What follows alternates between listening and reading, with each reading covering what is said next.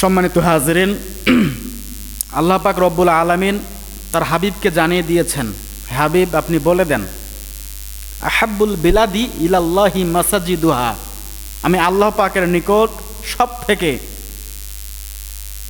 উত্তম সুন্দর জায়গা হচ্ছে মসজিদ। কি মসজিদ? সর্বশ্রেষ্ঠ জায়গা দুনিয়ার জমিনে এবং সর্বোত্তম জায়গা।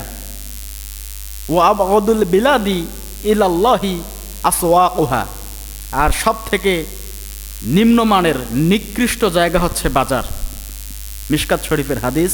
আন আবি হুরায়রা রাদিয়াল্লাহু তাআলা আনহু হতে হাদিসটি বর্ণিত আছে। সব থেকে উত্তম জায়গার নাম কি বলেন? মসজিদ। আর নিম্ন নিকৃষ্ট মানের জায়গা আছে, তার নাম কি? বাজার। এখন আমরা সবাই এই আল্লাহ পাকের সর্বোত্তম পছন্দের একটা জায়গায় অবস্থান করছি, শুকরিয়া আদায় করি, বলি আলহামদুলিল্লাহ। দরুদ ও সালাম পেশ করি আমাদের নবী মুহাম্মদ রাসূলুল্লাহ, বলি সাল্লাল্লাহু আলাইহি ওয়াসাল্লাম। সম্মানিত হাজিরিন, নিজেকে অনেক সৌভাগ্যবান মনে করি মুসলিম ঘরে জন্মগ্রহণ করেছি বলে। আল্লাহ পাক আপনাকে, আমাকে, আমাদের সকলকেই মুসলমান হিসাবে নির্বাচিত করে দুনিয়ার জমিনে পাঠিয়েছেন। শুকরিয়া জ্ঞাপন করি, বলি আলহামদুলিল্লাহ।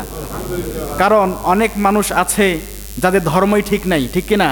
বিভিন্ন পূজা করছে, ব্যক্তি পূজা করছে, মূর্তি পূজা করে সমাজ নিজের জীবন ধ্বংস করে দিচ্ছে।